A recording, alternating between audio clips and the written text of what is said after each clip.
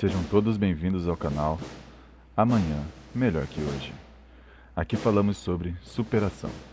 Neste vídeo, irei narrar o livro A Minha Filosofia, Um Amanhã Melhor que Hoje.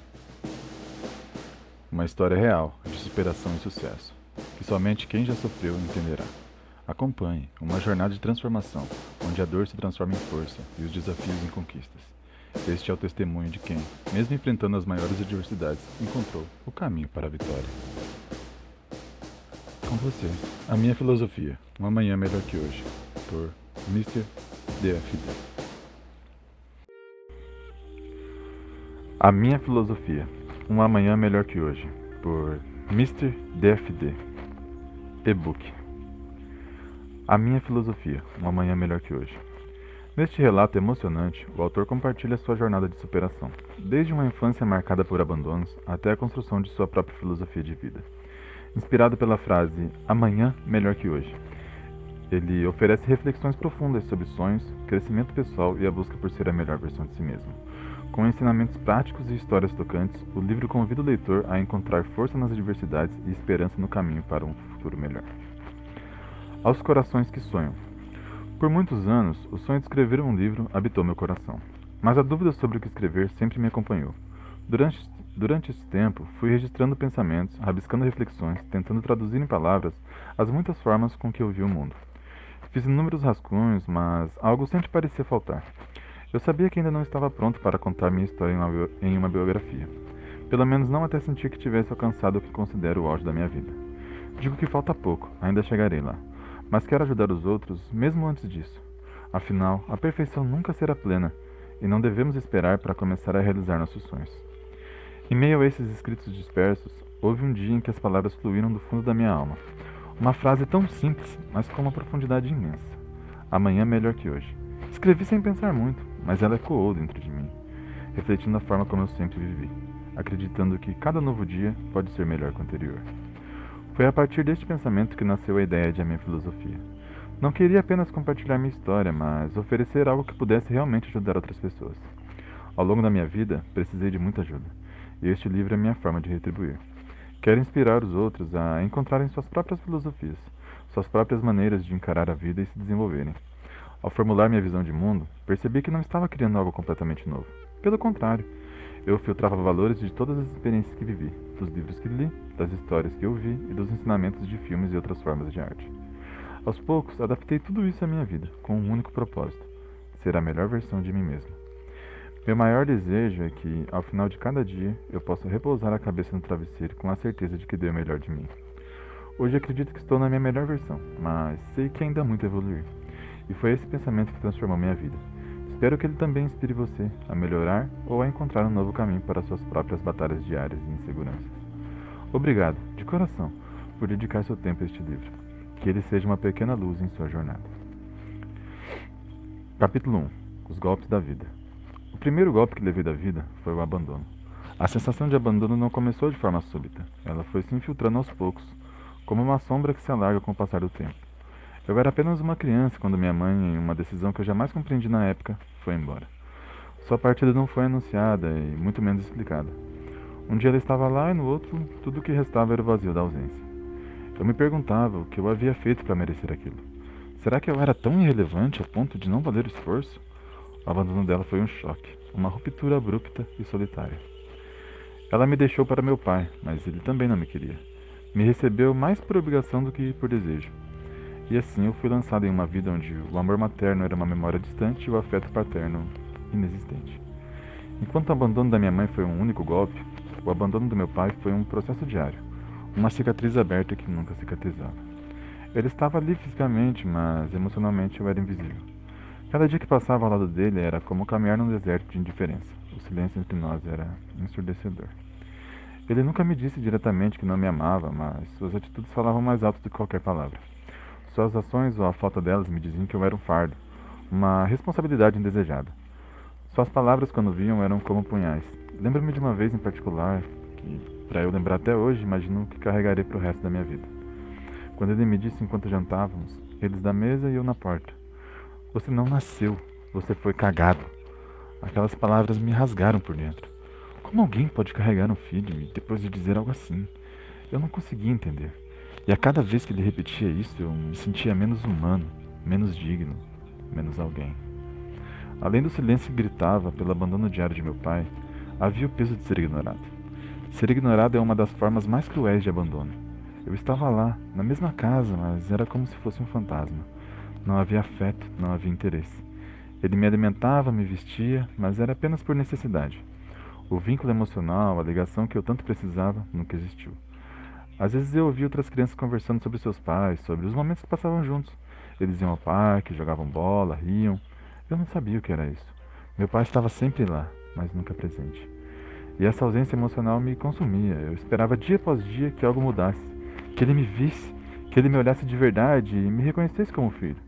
Mas isso nunca aconteceu. Com o tempo comecei a perceber que o abandono era mais profundo do que eu imaginava. Não era apenas a ausência de um carinho ou um abraço, era a destruição de qualquer senso de valor próprio. Cresci acreditando que eu não era digno de ser amado, que se minha mãe havia me deixado e meu pai não se importava, o problema deveria ser eu. Eu deveria ser o defeito. Essa sensação de desvalorização cresceu comigo. E embora eu tenha aprendido a mascará-la, ela sempre esteve lá, corroendo minhas fundações. Cada vez que eu falhava, cada vez que eu era rejeitado por alguém, a voz do meu pai ecoava em minha mente. Você não nasceu, você foi cagado. Foi só muito tempo depois, quando eu já era adulto, que comecei a entender o impacto completo deste abandono. A ausência de minha mãe e o desprezo diário de meu pai formaram a base das inseguranças que carreguei por toda a vida. Eles moldaram minha visão de mundo de maneiras que eu não percebia na época. Mas apesar de todo o sofrimento, este abandono também plantou as sementes da minha resiliência. Eu tive que aprender a me sustentar emocionalmente, a construir minhas próprias defesas. E, no meio de toda essa dor, encontrei a força para continuar, para sobreviver, para seguir em frente. Capítulo 2. O refúgio das ruas. Crescendo sob o peso do abandono, tanto emocional quanto físico, me vi buscando refúgio onde quer que pudesse encontrar. Dentro de casa, meu pai não era uma figura presente. Embora estivesse lá, o vazio entre nós parecia insuperável. Sentia-me sozinha, mesmo cercada por paredes que, teoricamente, deveriam significar proteção e lar. A ausência emocional de meu pai era avassaladora, piorando dia após dia, enquanto o abandono da minha mãe havia sido um golpe único.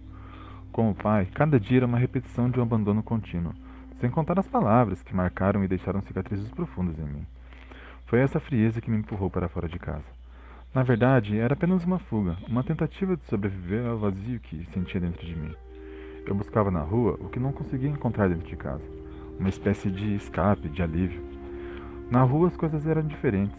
Passava boa parte do meu tempo ali, cercados por pessoas e histórias que, de certa forma, me acolhiam e, acima de tudo, me viam e me ouviam. Naquele espaço eu podia respirar, me sentir distante da indiferença de casa. Entretanto, a rua também tinha seus perigos, suas influências. Mesmo não percebendo na época, cada dia fora de casa me afastava mais do que poderia ser um caminho de volta.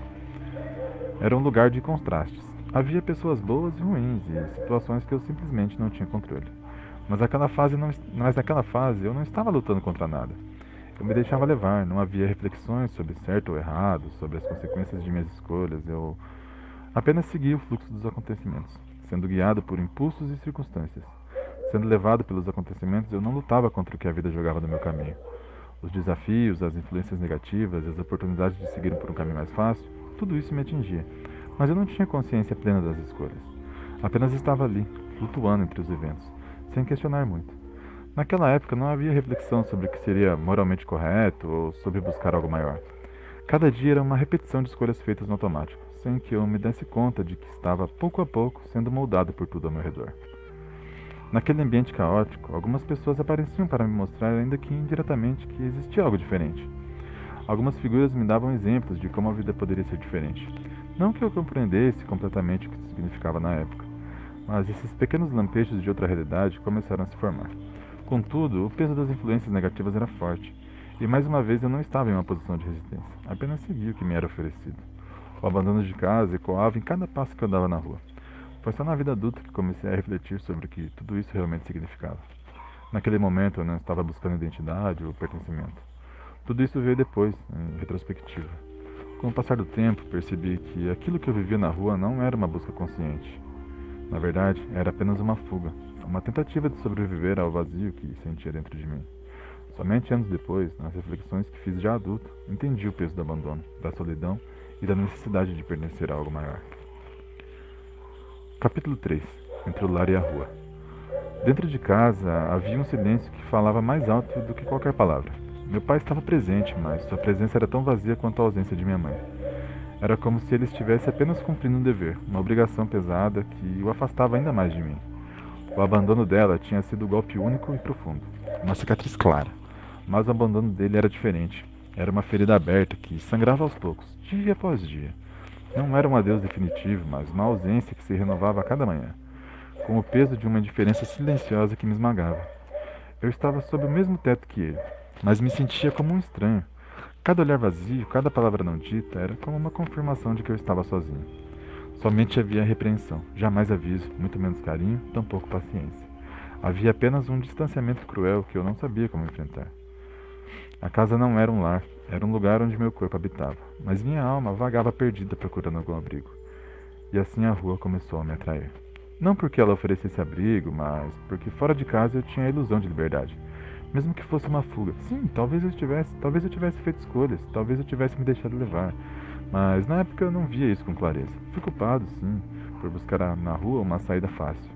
Mas essa culpa era compartilhada com uma necessidade de me sentir parte de algo, de me esconder da dor de não ser visto em casa. Na rua eu encontrava movimento, distração, um escape. Não era que a rua me acolhesse, mas ali pelo menos eu não precisava encarar o vazio que meu pai deixava dentro de mim.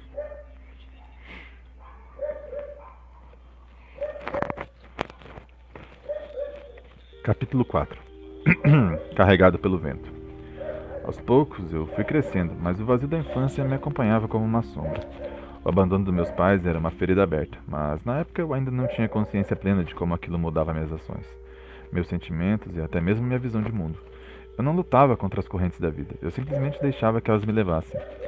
Não havia uma divisão clara entre certo e errado. Eu seguia os impulsos, as oportunidades, os convites que surgiam, sem parar para refletir sobre as consequências. Na rua eu me sentia livre. Era como se ali, no caos, eu encontrasse algum tipo de pertencimento, ainda que momentâneo. Mas essa liberdade era ilusória. Ela vinha com um preço que só fui entender mais tarde, quando as escolhas já tinham sido feitas e as marcas já tinham sido deixadas. Eu era levado entre boas e más ações, sem saber o certo para onde estava indo. Havia momentos em que eu conseguia enxergar um lampejo de bondade em mim mesmo.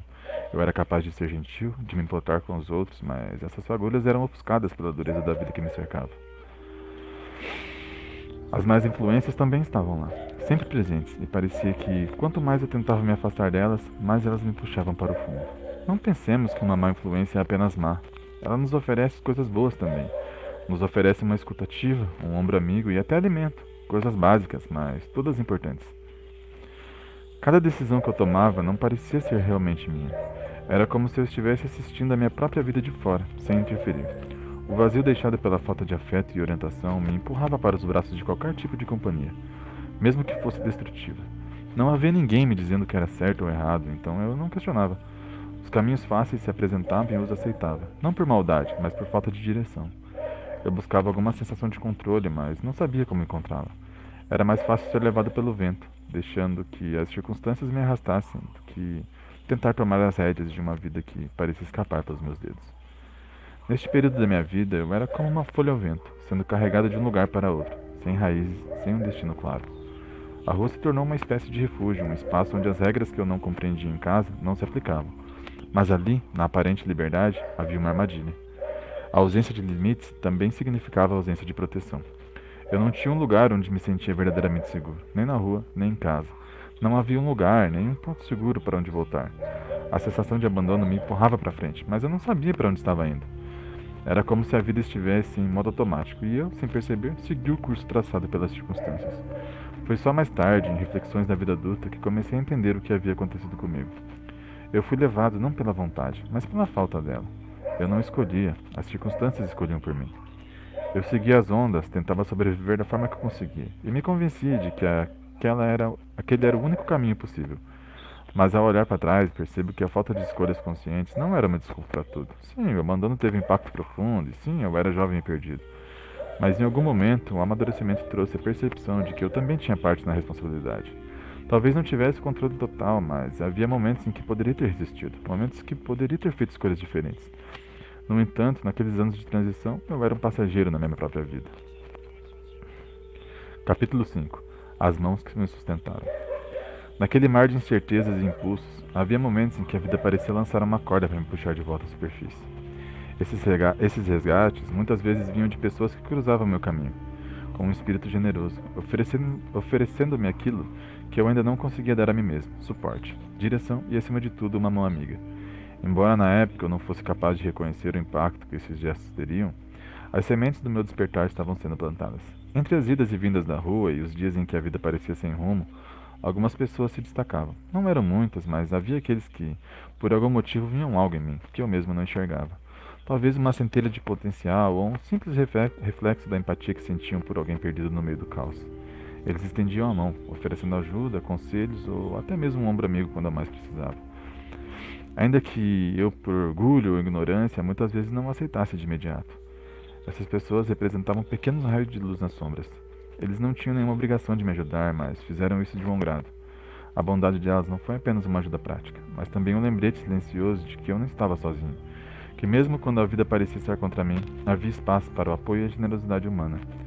Nessas interações comecei a perceber que nem todos os caminhos que eu trilhava precisavam ser solitários ou destrutivos. As boas companhias faziam toda a diferença. Aqueles que me ajudavam a manter os pés no chão, mesmo quando eu insistia em seguir o fluxo descontrolado da minha própria vida, eram como âncoras. Não me seguravam ou me limitavam, mas me davam uma base firme para, pelo menos, considerar outras opções. Essas companhias eram o oposto das más influências, que eu também tinha em abundância. As más escolhas sempre pareciam mais fáceis e imediatas, mas as boas companhias me mostravam, mesmo que de maneira sutil, que havia um caminho melhor. Eles plantavam a ideia de que as minhas ações não eram apenas reflexos do meu abandono ou das circunstâncias, mas que também eram escolhas que eu, consciente ou inconscientemente, estava fazendo. Houve momentos que ficaram marcados pela simplicidade dos gestos. Um conselho aqui, uma palavra de incentivo ali, pequenos atos de generosidade que me fizeram refletir, mesmo que brevemente, sobre a vida que eu estava levando. Eu lembro de alguém me dizer: você pode ser melhor do que isso, você pode fazer diferente, pode fazer o oposto. Na hora aquelas palavras pareciam vazias, talvez até irritantes, mas essas palavras ficaram ecoando na minha mente por muito tempo. Estes pequenos resgates, essas mãos estendidas, me deram algo que eu não percebia naquele momento: escolha. Mesmo que eu continuasse a seguir caminhos tortuosos, havia uma nova semente plantada em mim: a noção de que eu tinha o poder de decidir por mim mesmo, e que as boas companhias podiam ser um espelho do que eu poderia me tornar, se eu estivesse disposto a ver o reflexo. Com o passar do tempo, estes gestos generosos começaram a se transformar em algo maior. Eu passei a observar mais atentamente as pessoas que me cercavam. Vi que aqueles que me ofereciam uma mão amiga não eram movidos por interesses pessoais, mas por uma vontade genuína de ajudar, de ver alguém sair de um ciclo de autodestruição. Foi aí que uma luz começou a se acender na minha mente. A vida não era apenas sobre o que me acontecia, mas também sobre o que eu escolhia fazer a partir das minhas experiências. Essas boas companhias, essas pessoas generosas, me ensinaram que eu custei entender o peso das minhas ações. Quando as pessoas se afastavam, quando eu me via sozinho novamente, era porque em algum nível eu estava afastando-as com minhas escolhas. E ao contrário, quando eu aceitava a mão estendida, por mais que fosse difícil engolir o orgulho, eu percebia que a vida começava a ganhar uma nova forma. Não foi um despertar imediato, mas um processo lento. Ainda assim, a noção de que eu tinha responsabilidade sobre minhas decisões começou a se enraizar. As boas companhias, que no início pareciam apenas um alívio passageiro, se tornaram espelhos das escolhas que eu poderia estar fazendo. E aos poucos comecei a entender que as consequências da vida não eram apenas resultados do abandono do acaso, mas também do caminho que eu decidia seguir. Capítulo 6. Entre sombras e esperanças. Foram anos vivendo uma ausência profunda. O tempo não apagava a falta, mas de certa forma a deixava em um segundo plano, enquanto eu tentava sobreviver à realidade que me cercava. Não era fácil crescer sem uma figura materna, e ainda mais difícil era o silêncio que preenchia o vazio que minha mãe deixou a partir. Durante 12 anos, a vida seguiu sem ela. A cada dia que passava, parecia reforçar a ideia de que ela jamais voltaria. Mas em algum ponto, um desejo silencioso começou a crescer dentro de mim. O desejo de reencontrá-la. Eu precisava disso, precisava entender por que ela havia ido embora e, mais do que isso, precisava de respostas para as perguntas que me atormentavam desde a infância. Seria eu o problema? Será que ela realmente me amava? Ou será que me abandonou porque eu nunca fui importante o suficiente? Foi um desses momentos de reflexão que a decisão se formou. Não era um plano muito elaborado, mas uma necessidade que se tornou impossível de ignorar. Aos 19 anos, já adulto, decidi que era a hora de enfrentá-la. Se a dor do abandono ainda pesava tanto sobre mim, Talvez o reencontro pudesse trazer algum tipo de alívio, ou pelo menos clareza. A decisão de ir ao encontro da minha mãe não foi simples. Eu não sabia o que esperar, mas o simples fato de ter tomado a decisão me trouxe uma sensação de controle sobre algo, que sempre pareceu estar fora do meu alcance. Era hora de encarar a realidade e descobrir por mim mesmo se haveria algo além do vazio que ela havia deixado. Enquanto eu me preparava para reencontrá-la, minha mente oscilava entre a esperança e o medo. Cada passo em sua direção carregava um peso enorme, como se a distância que havia se acumulado entre nós fosse palpável. Mais densa a cada quilômetro que me aproximava. Imaginava que talvez o reencontro pudesse curar as feridas. Fantasiava sobre um abraço apertado, sobre a reconciliação que poderia finalmente me dar paz. Mas ao mesmo tempo, algo em mim já sabia que não seria tão simples. Havia anos de silêncio entre nós e esse vazio tinha moldado quem eu me tornara. Quando finalmente a vi novamente, não era exatamente como eu havia imaginado. Naquele instante percebi que ela também havia mudado. O tempo não tinha sido generoso com nenhum de nós, e a vida que ela escolheu seguir sem mim havia deixado suas marcas. O reencontro não foi como o daqueles momentos dramáticos que a gente vê nos filmes. Não houve lágrimas de felicidade ou reconciliação imediata. Eu estava ali, diante dela, mas algo havia mudado dentro de mim durante todos esses anos de ausência. O peso das expectativas que eu carregava não encontrou suporte na realidade. Aquela mulher que um dia eu havia chamado de mãe agora parecia uma estranha. A princípio eu não sabia o que dizer, o silêncio entre nós era desconfortável, e as palavras que eu havia ensaiado na minha cabeça ao longo de tantos anos simplesmente desapareceram. Tudo o que restava era o vazio e a sensação de que o tempo havia corroído o que quer que um dia tivemos. Ela me olhou e eu percebi que, por mais que eu tivesse sonhado com aquele reencontro, o mesmo não parecia ser verdade para ela. Não havia raiva em seus olhos, mas tampouco havia o amor que eu havia esperado encontrar. O que vi foi uma espécie de resignação, uma aceitação de que o passado não poderia ser mudado. Aquilo doeu mais do que qualquer outra coisa. Eu fui ao seu encontro buscando respostas, talvez até um pedido de desculpas.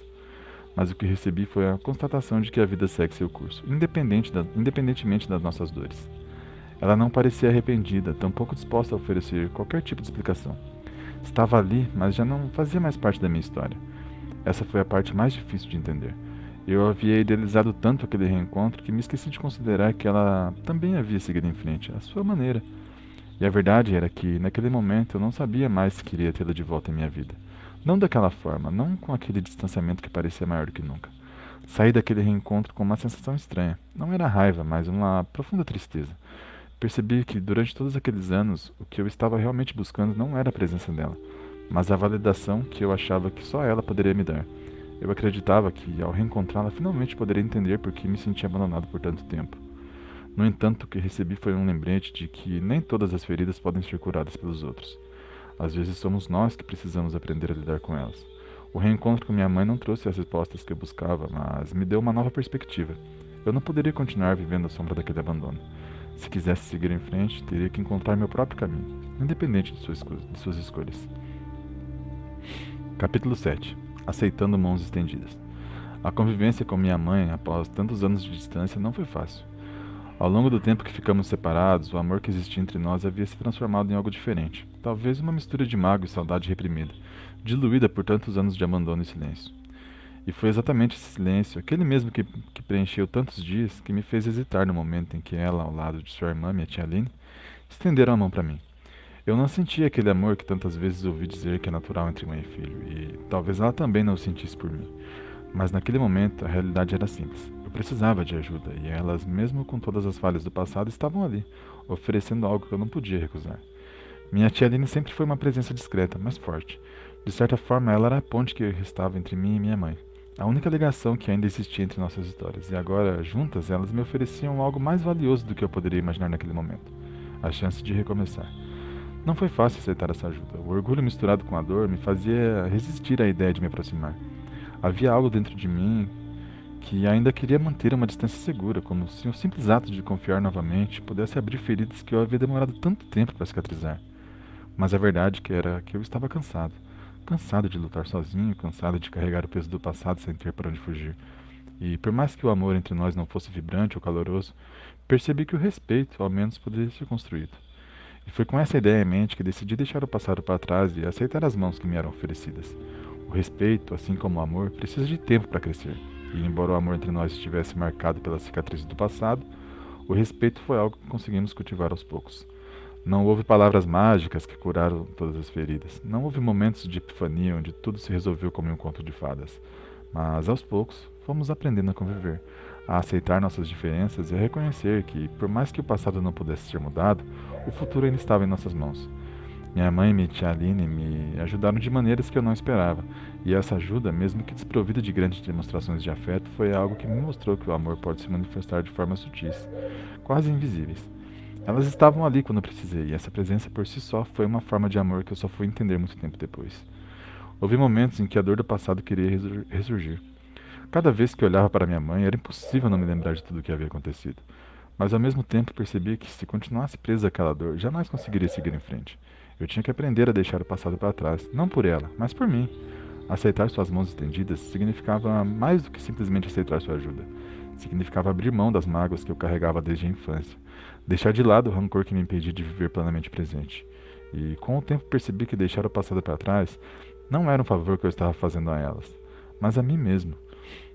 Convivemos sem um amor vibrante, mas com respeito. O amor vibrante, aquele que muitas vezes é retratado como incondicional e absoluto, não estava presente entre nós. E com o tempo eu entendi que isso não era necessariamente uma falha, mas uma consequência das nossas histórias individuais. O que surgiu, no entanto, foi algo mais sólido, o respeito mútuo.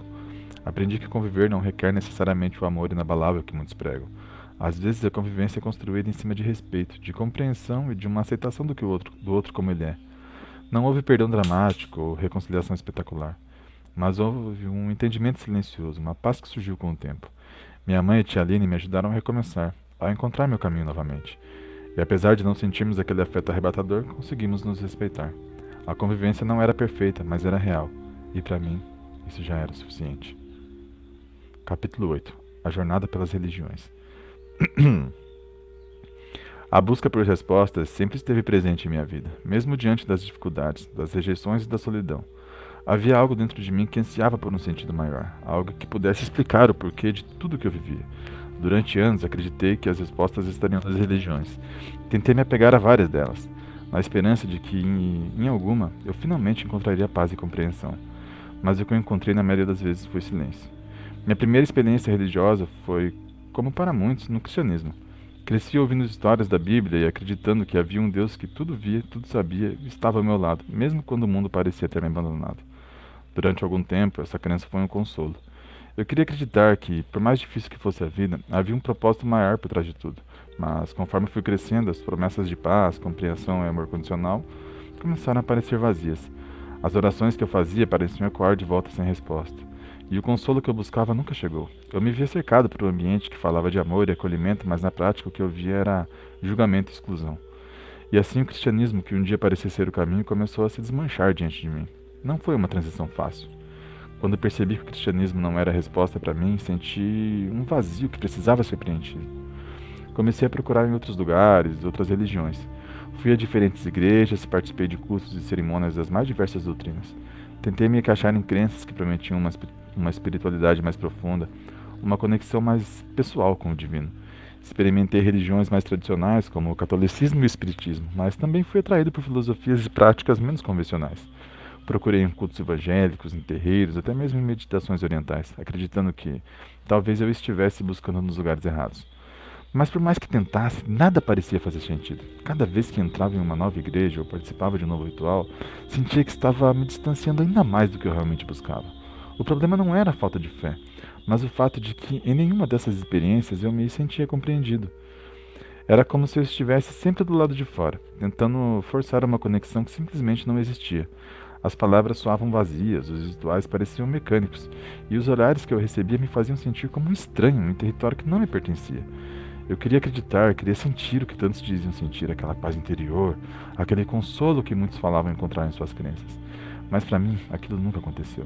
O que eu sentia na maioria das vezes era a frustração. A cada novo templo que eu visitava, saía com uma sensação de incompletude, de que, mais uma vez, eu estava no lugar errado. Com o tempo, comecei a questionar não apenas as religiões que eu experimentava, mas a própria ideia de uma força superior. Eu me perguntava se era possível que nenhuma dessas doutrinas estivesse certa, se todas as respostas que eu buscava não estivessem, de fato, em lugar algum. E essa dúvida cresceu aos poucos, quase imperceptivelmente, até o momento em que se tornou impossível ignorá-la. Eu não estava mais tentando encontrar a religião certa, mas me perguntando se alguma delas fazia sentido para mim. Gradualmente, a resposta começou a se tornar clara. Talvez as respostas que eu tanto procurava não estivessem em um Deus ou em uma força maior. Talvez eu tivesse que encontrá-las dentro de mim mesmo. As decisões de abandonar de vez a busca por religiões não foi instantânea. Foi algo que se desenrolou ao longo dos anos, conforme minha satisfação e frustração aumentavam. Mas ao final, o que restou foi uma profunda convicção. Eu não acreditava mais em nenhuma dessas religiões. Não acreditava mais em um Deus que me observava ou em um plano divino para minha vida. E com essa realização veio uma liberdade que eu não esperava. O ateísmo para muitos pode parecer frio ou vazio, mas para mim foi libertador. Não havia mais a necessidade de tentar encontrar um sentido em palavras que não ressoavam comigo. Não havia mais a obrigação de me enconchar em doutrinas que pareciam sempre me rejeitar. Pela primeira vez eu estava livre para criar meu próprio caminho, sem a necessidade de validação externa.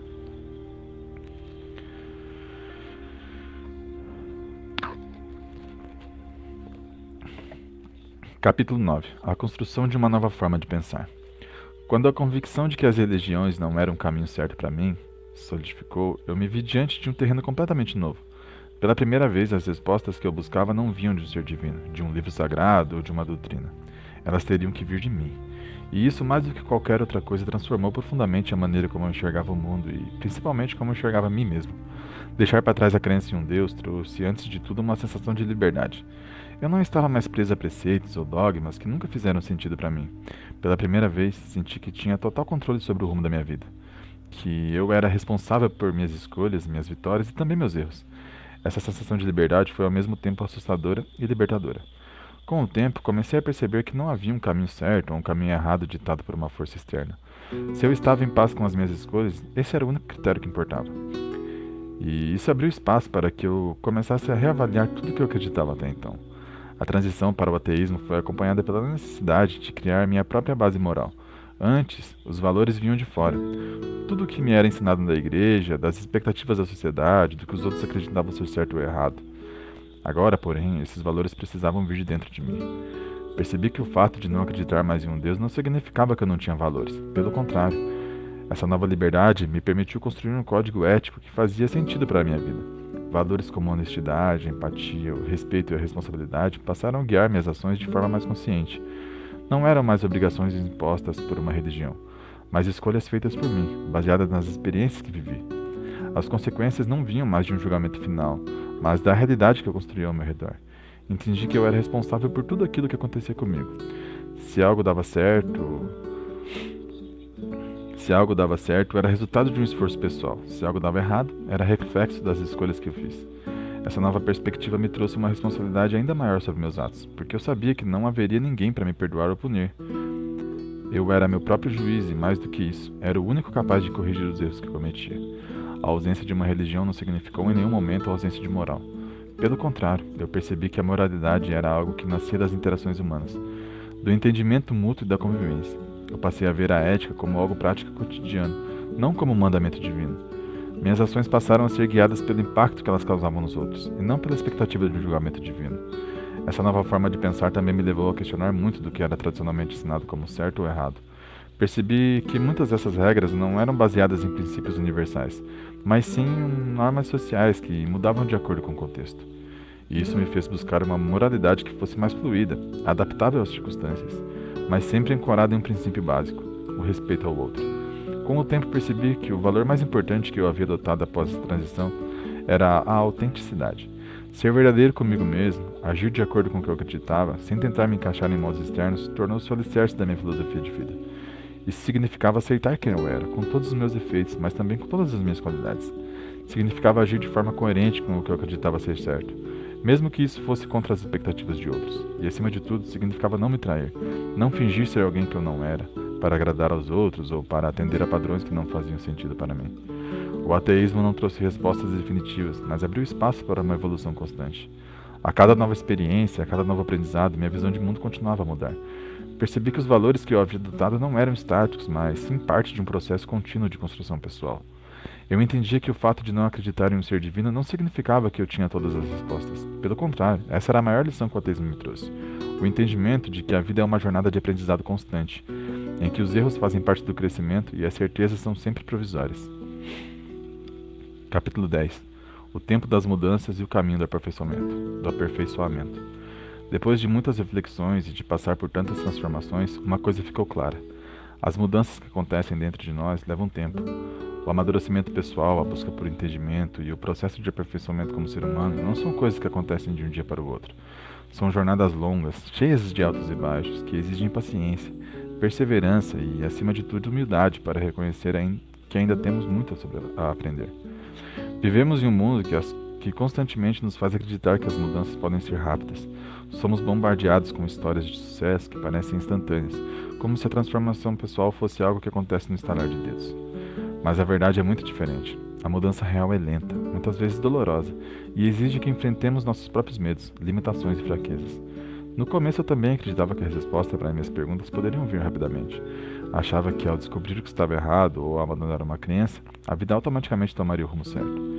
Mas aos poucos fui entendendo que essa visão era simplista. Cada avanço que eu fazia em minha vida, seja no entendimento dos meus valores, na minha filosofia pessoal ou nas minhas relações, era resultado de anos de reflexão, vivência e aprendizado. A vida tem uma maneira muito sutil de nos ensinar lições que não podem ser apressadas. É o tempo, mais do que qualquer outra coisa, que nos permite entender o que realmente importa e quem nós somos. As respostas que procuramos muitas vezes não vêm quando queremos, mas quando estamos prontos para recebê-las. Houve momentos em que eu me cobrava demais, achando que não estava evoluindo rápido o suficiente, mas com o tempo percebi que esse tipo de pressão só atrapalhava o processo. A verdadeira mudança acontece quando damos a nós mesmos o espaço para refletir sobre nossas experiências. Quando temos a paciência de observar nossos próprios comportamentos e aprendemos a interpretar o que a vida nos mostra. Aperfeiçoar-se como ser humano é um processo que nunca acaba. Sempre há algo novo a descobrir sobre nós mesmos. No meu caso, a busca pelo autoconhecimento começou quando abandonei o cristianismo e passei a questionar tudo ao meu redor. Mas essa busca não teve um ponto final. Ao contrário, à medida que eu aprendia mais, percebia que o conhecimento era infinito e que essa versão de mim mesmo que eu buscava estava sempre em construção. Foi aí que eu entendi que o autoconhecimento não é uma meta, mas sim um caminho. A cada dia aprendemos algo novo sobre quem somos, sobre o que queremos e sobre o que somos capazes de realizar. E por mais que às vezes pareça que estamos perdidos ou sem direção, é justamente esse movimento contínuo que nos empurra para frente. Ao longo dos anos, a vida me ensinou que cada experiência, boa ou ruim, contribui para o nosso aperfeiçoamento. Não são apenas as grandes conquistas ou os momentos de felicidade que nos moldam, mas também os fracassos, as quedas e as frustrações. Cada tropeço nos dá a oportunidade de nos conhecermos melhor, de perceber nossos limites e, acima de tudo, de aprender como podemos superar esses obstáculos. Essas lições, porém, só se revelam com o tempo. Às vezes, um acontecimento que parece sem importância no momento acaba sendo um dos pontos de virada mais significativos da nossa vida. Outras vezes, uma experiência dolorosa nos ensina algo que só conseguimos compreender muito tempo depois. O processo de refinamento pessoal é contínuo e só podemos absorver suas lições quando estamos prontos para enxergá-las. Uma das coisas que aprendi ao longo desse processo é que o aperfeiçoamento como ser humano é uma escolha que fazemos todos os dias. Cada pequena decisão, cada reflexão, cada ato de gentileza ou paciência contribui para o nosso crescimento e, ao contrário do que muitos acreditam, não há um momento em que chegamos lá. Sempre há algo a melhorar, sempre há um aspecto de nós mesmos que pode ser trabalhado. Percebi que a busca por aperfeiçoamento não é sobre ser perfeito, mas sim sobre ser melhor do que éramos ontem. Não se trata de competir com os outros, mas de competir com a nossa própria versão anterior. E nesse sentido, o tempo se torna nosso maior aliado. Cada dia é uma nova oportunidade de fazer escolhas que nos aproximam do que queremos ser. Se há uma coisa que o processo de mudança me ensinou é que a paciência é fundamental. Muitas vezes queremos que as coisas aconteçam rápido, que as respostas venham logo, que o caminho se torne claro, mas a vida não funciona assim. Precisamos aprender a esperar, a confiar no processo e, acima de tudo, aceitar que as mudanças mais profundas levam tempo. A paciência não é passividade, é a sabedoria de entender que há um ritmo natural para as coisas, que não podemos forçar o nosso crescimento, é aceitar que, mesmo que o progresso não seja visível a todo momento, ele está acontecendo. E quando olhamos para trás, percebemos o quanto evoluímos, mesmo que no dia a dia não tenhamos percebido essa transformação. Quando deixei de lado as crenças religiosas, que por muito tempo guiaram minhas decisões, pensei que a liberdade viria de imediato, como se ao abrir mão dessas regras impostas eu estivesse, enfim, no controle total da minha vida. Mas logo percebi que essa autonomia carregava um peso que eu não imaginava. Sem as amarras do certo e errado ditadas por uma doutrina, tudo parecia mais cinza. O que era antes branco ou preto, sagrado ou profano, tornou-se uma questão de escolha pessoal, e essa escolha trazia consigo consequências que eu muitas vezes não estava preparado para encarar. Passei a enxergar que a responsabilidade pelas minhas ações nunca havia sido tão grande. Antes era fácil justificar uma escolha errada como parte do plano de Deus ou um pecado perdoável. Agora cada erro, cada deslize me pertencia completamente. E isso, por mais libertador que fosse, também era assustador. Ao refletir sobre essa nova fase, percebo que as decisões mais banais do meu dia a dia eram, na verdade, as que mais moldavam quem eu estava me tornando. Não eram os grandes momentos de crise que definiam minha moralidade, mas sim as pequenas escolhas, aquelas que tomamos sem pensar muito, mas que, acumuladas, formam o todo. Capítulo 11. Enfrentando as consequências das minhas escolhas. Lembro-me de um período em que, ao invés de enfrentar as consequências dos meus atos, tentei ignorá-las. Adiei confrontos, me distanciei de responsabilidades, achando que a liberdade significava evitar o sofrimento que, inevitavelmente, acompanha cada decisão. Mas essa era uma ilusão. As consequências sempre chegam, cedo ou tarde, e foi aí que percebi que viver livre de regras externas não era viver sem consequências, era, na verdade, viver plenamente consciente delas, e aprender a aceitar e lidar com cada uma delas. Quando escolhi a liberdade de definir meus próprios valores, escolhi também a responsabilidade de conviver com cada erro, cada acerto e aprender com ambos. Com o tempo entendi que o valor de uma escolha está em sua consequência, e essa reflexão foi essencial para que eu passasse a ser mais cuidadoso e consciente de minhas ações, entendendo que cada uma delas reverberava não apenas a minha vida, mas também na vida de quem me rodeava. Neste momento da minha jornada, deixei de ver o erro como um inimigo a ser temido, e passei a enxergá-lo como um professor. Se eu errava, não havia mais espaço para lamentações ou culpas impositivas, mas sim para análise. Cada falha era uma oportunidade de me aprimorar, de aprender mais sobre mim e sobre o impacto que eu causava no mundo ao meu redor. A liberdade então ganhou um novo significado para mim. Ela não era a ausência de regras, mas sim a habilidade de criar as minhas próprias, ciente de que elas teriam tanto o poder de me libertar quanto de me aprisionar. Tudo dependia de como eu as usava. Capítulo 12. A jornada de aperfeiçoamento, de autoaperfeiçoamento. Depois de encarar as consequências das minhas escolhas e assumir a responsabilidade por elas, percebi que, para além das ações, existia algo mais profundo: a necessidade de me aperfeiçoar como ser humano. Essa jornada de autoaperfeiçoamento não era um caminho que escolhi conscientemente no início, mas conforme fui refletindo sobre meus erros e acertos, a busca por me tornar alguém melhor se tornou uma parte essencial da minha vida. O aperfeiçoamento não acontecia de forma linear. Havia dias em que eu me sentia no controle, mais maduro e equilibrados, e outros em que parecia regredir para velhos hábitos e impulsos. Era como se a cada passo adiante eu tivesse que enfrentar versões antigas de mim mesmo, aquelas que resistiam às mudanças, que ainda carregavam resquícios de inseguranças e medos. Por um longo tempo me enganei achando que bastava alcançar uma certa compreensão da vida para então estar pronto, como se houvesse um ponto de chegada definido onde eu pudesse dizer: agora sou a melhor versão de mim mesmo. Mas logo aprendi que o processo da evolução é infinito. Sempre haverá algo a melhorar, um aspecto da personalidade a lapidar, uma nova lição a ser aprendida. Comecei a enxergar que a verdadeira sabedoria não está em saber tudo, mas em reconhecer que nunca sabemos o suficiente. O conhecimento é uma busca constante, e o autoaperfeiçoamento, por sua vez, é uma prática diária. Assim como um artesão que esculpe uma obra, todos os dias eu esculpia a minha própria vida, moldando-a com cada nova experiência, com cada aprendizado que o tempo me oferecia. A prática de me comparar com os outros, algo que fazia com frequência, também passou a perder o sentido. Naquele ponto da minha vida, entendi que a única comparação válida era comigo mesmo. Não importava o quanto os outros tivessem conquistado ou quais caminhos haviam trilhado. O que realmente fazia diferença era o progresso que eu fazia em relação à pessoa que eu havia sido. E com o tempo percebi que esse aperfeiçoamento não era apenas uma questão de conquistas externas ou de aparências. Era um trabalho interno, uma escavação cuidadosa para descobrir e trabalhar nas partes de mim que precisavam de mais atenção. Esse processo exigia paciência e muitas vezes coragem para enfrentar as sombras que eu preferia evitar. O autoaperfeiçoamento também implicava em desapegar de ideias antigas de valores que já não faziam mais sentido. Algumas crenças que carreguei ao longo dos anos acabaram se revelando ineficazes ou inadequadas para quem eu estava me tornando. Tive que abrir mão de certos princípios e permitir que novos valores se formassem, alinhados com a minha evolução. Com isso, a prática da reflexão se tornou um hábito. Reservava momentos para pensar sobre meus comportamentos, meus sentimentos e sobre o impacto de minhas ações tinham na vida dos outros. Descobri que a grande chave para o crescimento pessoal estava no equilíbrio entre saber perdoar pelos erros do passado e ter a firmeza de caráter para não repetir os mesmos tropeços. A jornada de autoaperfeiçoamento também me trouxe uma nova perspectiva sobre o que significava sucesso.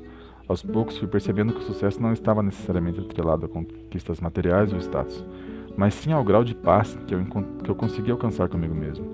Quanto mais eu me conhecia e ajustava meus valores, mais próximo me sentia de uma vida verdadeira e autêntica. O caminho de autoaperfeiçoamento não é uma linha reta. Mesmo depois de todas as reflexões, conquistas internas e mudanças de perspectiva, a vida vez ou outra encontra uma maneira de nos testar. As recaídas, inevitáveis em qualquer jornada de transformação, foram momentos que me ensinaram tanto quanto os períodos de avanço. Se de um lado eu sentia que estava no controle de minhas escolhas, por outro, haviam dias que o peso do passado me puxava de volta. Houve momentos em que as quedas me faziam duvidar de todo o progresso que tinha feito. Perguntava-me se realmente estava me tornando uma pessoa melhor ou se no fundo ainda era refém das mesmas fraquezas de antes. E essas horas de dúvida e tentação de desistir era grande. Parecia mais simples abandonar o esforço do que continuar enfrentando os mesmos desafios repetidamente. No entanto, com o tempo, fui aprendendo a enxergar as recaídas de uma nova forma. Elas deixaram de ser sinais de fracasso para se tornarem oportunidades de aprendizado. Cada vez que eu caía, tentava entender o que havia me levado àquele ponto. O que dentro de mim ainda precisava ser trabalhado? Quais gatilhos emocionais estavam por trás daquela reação? A verdade é que as recaídas fazem parte da jornada.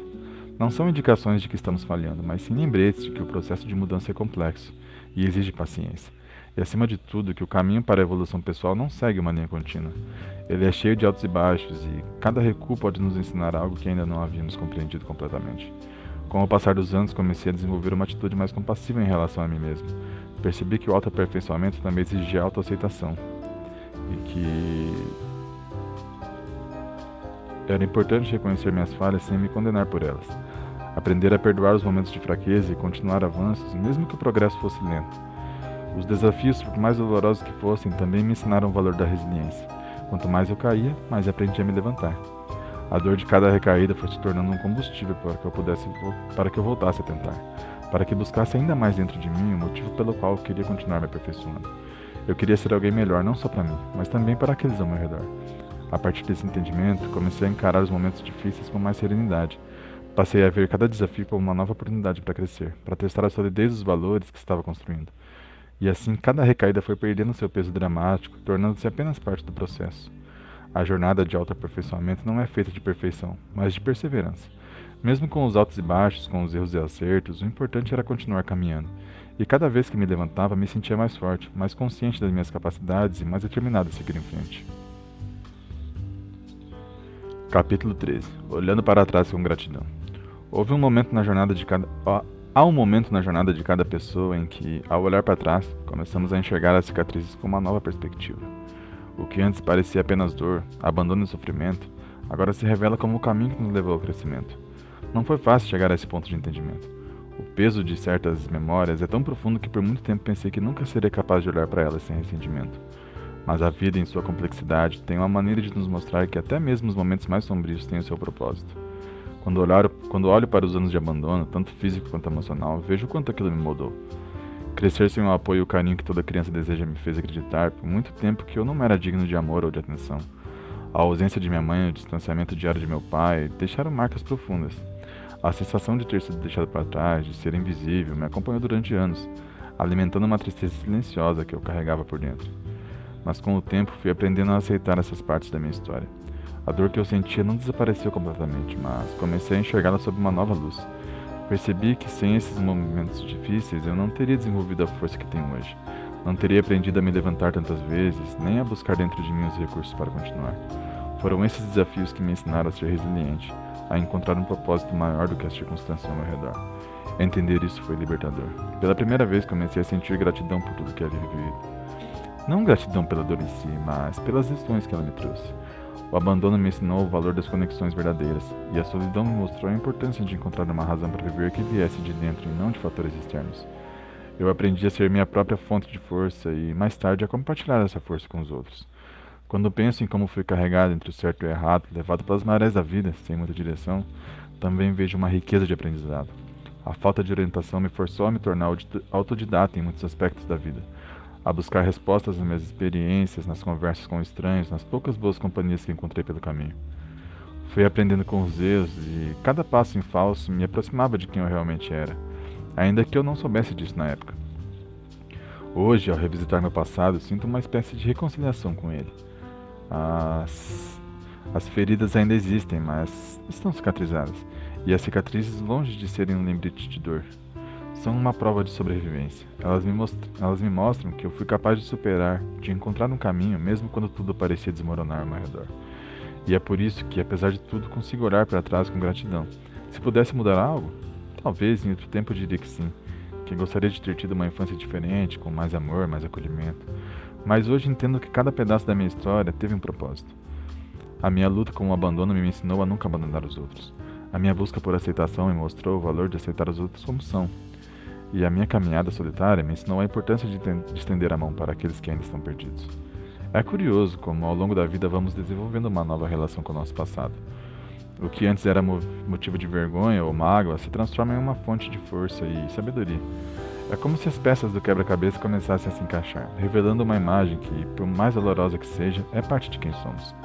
E assim aos poucos fui entendendo que o passado, com todas as suas dificuldades, não define o que sou hoje, mas foi o alicerce sobre o qual eu construí minha própria filosofia.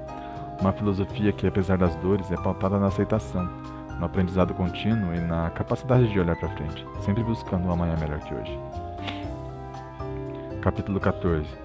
Reflexões sobre o perdão. Perdoar não é esquecer. Ao longo dos anos percebi que o perdão vai muito além de um simples ato de concessão. Não é apegar a memórias, nem fingir que as feridas nunca existiram. O perdão é um processo de libertação pessoal, uma forma de deixar de carregar pesos que nos afundam na angústia.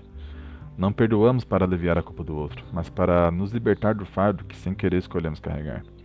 Lembro-me das inúmeras mágoas que carreguei por anos, dos abandonos, dos insultos, da falta de carinho e apoio. No fundo esperava alguma forma de justiça ou compensação, uma satisfação por aquilo que vivi. Mas quanto mais o tempo passava, mais percebia que esse sentimento só me mantinha preso. Foi quando compreendi que ao perdoar eu me dava a chance de seguir em frente. Perdoar meu pai e minha mãe não foi um dos maiores desafios que enfrentei. Minha mãe me abandonou uma vez e por muitos anos não pude compreender o motivo. O vazio que ela deixou me acompanhou por muito tempo. Já meu pai, ao contrário, me abandonava um pouco mais a cada dia. Palavras que machucavam, a ausência de um carinho e o desprezo disfarçado de obrigação fizeram da minha infância uma cicatriz aberta. O perdão nesses casos não aconteceu da noite para o dia. Ele foi fruto de um longo processo de aceitação e amadurecimento.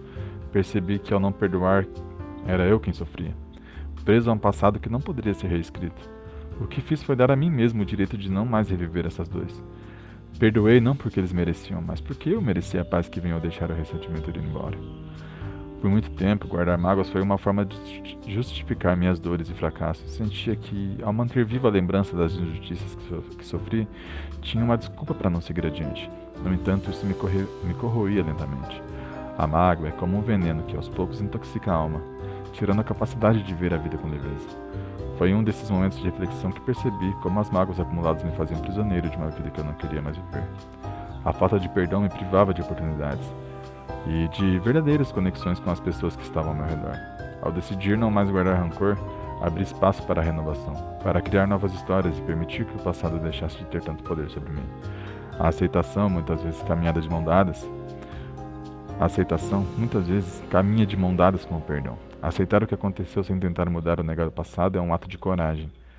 A minha vida foi cheia de momentos que eu gostaria de esquecer, mas aprendi que não posso escrever o que já foi. Posso, no entanto, decidir como isso vai me afetar daqui em diante. Foi aceitando o abandono, as perdas e até mesmo minhas falhas que encontrei uma certa paz. A aceitação não significa conformismo, mas sim um reconhecimento da realidade. Com ela, pude recomeçar a construir um novo futuro, sem as amarras emocionais que me prendiam, e ao aceitar minhas circunstâncias, me tornei mais forte, mais resiliente. Essa aceitação foi essencial quando comecei a me distanciar das crenças religiosas que antes me orientavam. Aos poucos fui entendendo que a vida não precisava de explicações sobrenaturais para ser compreendida, e que eu poderia encontrar as respostas dentro de mim mesmo, através da reflexão e da busca por crescimento. Um dos maiores obstáculos ao perdão é o orgulho. Admitir que fomos magoados, que algo nos feriu profundamente, exige uma dose de humildade que nem sempre estamos dispostos a mostrar. O orgulho me fez manter as barreiras erguidas por muito tempo. Ele me impediu de pedir ajuda, de aceitar que eu não podia curar minhas feridas sozinho. Foi quando abracei a humildade que percebi o verdadeiro poder de perdoar. Ao baixar minha guarda, permiti que as feridas começassem a cicatrizar e me reconectei com minha essência. O orgulho me mantinha preso ao passado, enquanto a humildade me mostrou que havia um caminho de cura à frente. Com o tempo, aprendi também a importância da compreensão. Todos carregamos nossas próprias batalhas, nossas histórias pessoais, que muitas vezes os outros desconhecem. E ao entender isso, comecei a julgar menos e a perdoar mais. A compreensão trouxe consigo uma sensação de leveza, de empatia pelos outros e principalmente por mim mesmo. Quando parei de julgar as falhas dos meus pais, comecei a perceber que eles também tinham suas dores, seus medos e limitações. Esse entendimento me ajudou a ver além das minhas próprias mágoas. E foi assim que consegui finalmente me libertar do passado. Perdoar, no fim das contas, é reconhecer que somos todos falíveis e que, em algum momento, também precisaremos ser perdoados. Capítulo 15. A filosofia que mudou a minha vida. Ao longo de todos esses anos, fui descobrindo uma verdade essencial. O que realmente transforma nossas vidas não é o que acontece fora de nós, mas sim o que se passa dentro. As circunstâncias externas têm seu impacto, claro, mas é a maneira como escolhemos interpretar e reagir a elas que determina o curso de nossas vidas. Minha filosofia de vida não nasceu de um livro ou de uma fórmula pronta. Ela foi forjada nas experiências, nas dificuldades e nas reflexões que fiz ao longo do tempo. Cada pequena lição, cada erro cometido, cada pessoa que passou pelo meu caminho, tudo isso me ajudou a criar um conjunto de valores e pensamentos que me guiaram em minha jornada. Essa filosofia foi em grande parte o que me permitiu mudar. A partir do momento em que comecei a internalizar certas verdades sobre mim mesmo, sobre o mundo e sobre os outros, minha maneira de ver e de viver a vida passou por uma transformação profunda. Entender que a mudança começa de dentro foi uma das maiores descobertas que fiz. Por muito tempo olhei para fora em busca de respostas, de soluções, de justificativas. Mas quando finalmente comecei a olhar para dentro, percebi que a verdadeira força estava ali. Foi dentro de mim que eu encontrei a determinação para mudar. Foi dentro de mim que desenvolvi a capacidade de enfrentar meus medos, de lidar com minhas inseguranças, de superar as limitações que eu mesmo me impunha. E mais importante, foi dentro de mim que encontrei a força para perdoar, a mim mesmo e aos outros. Minha filosofia ao longo do tempo foi me ensinando que o mundo pode ser um espelho. Tudo o que vemos fora de nós é muitas vezes um reflexo do que carregamos dentro. Se olharmos para o mundo com amargura, é porque há amargura em nós. Se olharmos para os outros com desconfiança, talvez seja porque desconfiamos de nós mesmos. Quando mudamos a maneira como enxergamos a nós mesmos, mudamos também a maneira como vemos o mundo. Outro ponto crucial dessa filosofia é a responsabilidade pelas nossas ações. Por muito tempo tive a tendência de culpar o mundo por aquilo que acontecia comigo, mas com o tempo fui percebendo que nossas ações têm consequências e que a vida que vivemos hoje é o resultado de escolhas que vivemos no passado. Essa foi uma lição difícil de aceitar, pois ela vem acompanhada de culpa. Quando entendemos que somos responsáveis, também precisamos reconhecer nossos erros. Quando entendemos que somos responsáveis, também precisamos reconhecer nossos erros. Isso dói, mas ao mesmo tempo é libertador. Porque se somos responsáveis pelos erros, também somos responsáveis pelos acertos. E podemos escolher a qualquer momento fazer algo diferente. Ao compreender que minhas ações tinham peso, comecei a me tornar mais consciente das escolhas que fazia. E essa mudança foi gradual, mas decisiva. Não foi do dia para a noite que passei a fazer escolhas mais sábias. Foi um processo lento, de reflexão, de erros e acertos. Mas aos poucos fui percebendo que quanto mais consciente eu me tornava das consequências das minhas ações, mais controlava meu próprio destino. No fim das contas, a minha filosofia de vida sempre se resumiu a uma ideia muito simples. Um amanhã é melhor que hoje. Essa frase, que se tornou quase um mantra para mim, encapsula tudo o que eu acredito. Ela me lembra que, independentemente do que aconteceu ontem, eu tenho o poder de fazer algo melhor no dia de hoje. E se hoje não for perfeito, tudo bem. Amanhã é uma nova chance de recomeçar. Essa crença me trouxe uma sensação de esperança contínua. Por mais que a vida tenha seus altos e baixos, sempre podemos buscar melhorar. Sempre podemos aprender, crescer e mudar. O que importa é não desistir. Minha filosofia de vida não é algo fixo, estático. Ela continua a evoluir conforme vou vivendo e aprendendo. E essa é uma das maiores belezas da vida. Estamos sempre em movimento, sempre em transformação. Cada experiência nova, cada pessoa que entra em nossas vidas, cada erro que cometemos, tudo isso adiciona uma nova camada à nossa compreensão do mundo e de nós mesmos. E assim sigo caminhando, buscando sempre fazer de cada dia uma oportunidade de ser melhor do que fui ontem. Minha filosofia de vida me guia, me dá direção, mas também me lembra de que não sou perfeito e que está tudo bem assim, porque no fim das contas a vida não é sobre alcançar uma perfeição inalcançável. É sobre a jornada, sobre o processo de nos tornarmos aos poucos a melhor versão de nós mesmos. E esse processo, essa caminhada, é o que realmente importa. Dedicações de um coração agradecido. Em primeiro lugar, dedico este livro à minha esposa, a primeira pessoa que me amou incondicionalmente, que confiou em mim e olhou em meus olhos com esperança. Sem ela, nada disso teria sido possível. Obrigado, Rosiane. Você é sem dúvidas a pessoa que mudou a minha vida. Em segundo lugar, dedico este livro ao pequeno eu, aquele que sofreu com abandonos, com a dor, com o frio, com a fome e com o descaso. Ele pensou que nunca seria amado. Ele ficaria imensamente feliz em saber do grande homem e pai que se tornou, e de quantas pessoas o amam agora. Dedico a todos os meus amigos, em especial alguns que foram mais próximos do que outros. mas a maior parte deles considero como família. Sem o apoio de vocês, sem as vezes que me acolheram quando eu não tinha nada, quando eu não tinha para onde ir, sem as vezes que me deram o que comer quando eu não tinha nada, e sem as vezes que me abraçaram quando eu mais precisava, eu jamais teria chegado até aqui. Este livro é a realização do meu sonho, e é o primeiro sonho que realizo com plena consciência. Já realizei alguns, todos sabem disso, mas este é especial para mim, pois é o ato de externar o que guardo dentro de mim, algo tão difícil para alguém que sequer consegue falar direito. Um agradecimento especial ao meu irmão Henrique, que esteve junto comigo em todos os momentos da minha vida, ao seu pai Flávio, a quem eu poderia chamar de pai com tranquilidade, e à sua mãe Sheila, que considero como a minha também, a minha irmã Eva, que me conhece tão bem e sempre me apoia em tudo que faço, ao meu irmão Edjalmair, que é o homem mais resiliente que eu conheço, ao meu irmão e mestre Leandro, dos quais os ensinamentos são os mais amargos, ao meu irmão Desson, que nunca desistiu e se manteve firme, ensinando-me a ter coragem, ao meu irmão David, que a cada dia se parece mais comigo, ao meu mestre Cleston, que me ensinou que a parte mais importante da vida é o momento e que devemos aproveitá-lo sempre, ao meu grande irmão Everton, que sempre me ajudou, ao meu irmão Master, que me mostrou que a vida precisa de um pouco de loucura, ao meu irmão Tobias, que sempre se preocupa comigo, ao meu grande amigo Toscani, que me deu muito do seu tempo e de sua sabedoria, ao meu irmão Will, que foi além de um irmão, foi um rival, um parceiro e um amigo. Agradeço a toda a família da minha esposa, afinal uma roseira não dá apenas uma rosa. Obrigado Rosane, Rosilene, Rosimeire, Rogério e Iracema. Agradeço também aos meus cunhados, que sempre me apoiaram, Leidras, Fábio e ao meu irmão e cunhado Charles, que me ouviu mais do que qualquer um, e juntos transformamos a amizade em laços sanguíneos.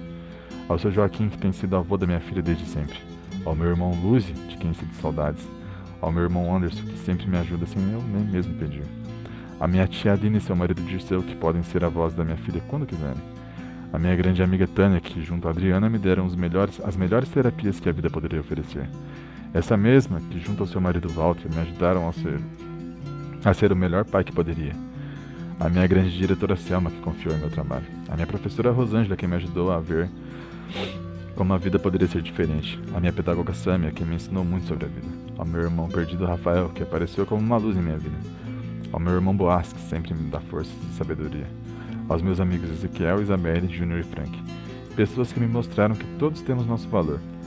São pessoas que me estenderam a mão quando eu não conseguia acreditar em mim mesmo, que me ofereceram ouvidos e ombros nos momentos mais sombrios da minha jornada.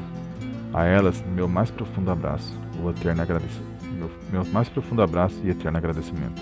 Sem apoio não somos nada, sem ajuda não alcançamos nada, e é com isso em mente que construímos juntos um amanhã melhor que hoje. No fim, vou ler um poema para vocês. Caminho de hoje, sonho de amanhã. Caminhei por trilhas desertas, no abandono aprendi a sofrer. Ser forte é carregar a dor, e no peito deixar a esperança arder. Amanhã é melhor que hoje, eu digo, sempre virá. De queda em queda aprendi, se eu não for por mim, quem será? Mas se for só por mim, o que sou, enfim? Amar quem está longe é fácil, difícil é quem está por perto. À distância o amor é leve, no convívio o fardo é mais certo. Na pressa da vida eu pergunto, se não agora, quando será? Cada instante é vida pulsante, e é nos gestos que o sonho há de estar. Porque neste mundo tão vasto, aquele que sorri é o mais forte. Mesmo com lágrimas nos olhos, a coragem é o que traz o norte. Mr.